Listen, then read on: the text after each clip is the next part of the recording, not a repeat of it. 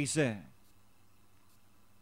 We've got Ariana jumps for the early lead. Darorian Saris Janchi and Red Scorpion is racing in third. About to pass the half-mile pole, it's now Ariana. It's Ariana over Janchi, Darorian inside, and stream third is Red Scorpion. Inside the last 800, it's Ariana still in front over Janchi.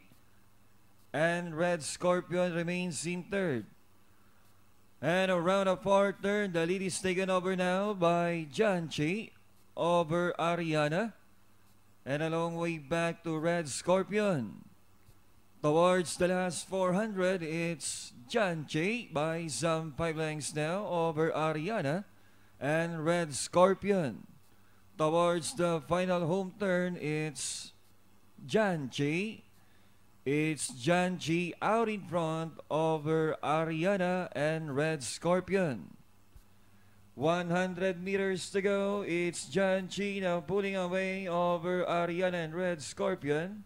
And finally, Janchi. Second, Ariana, Red Scorpion.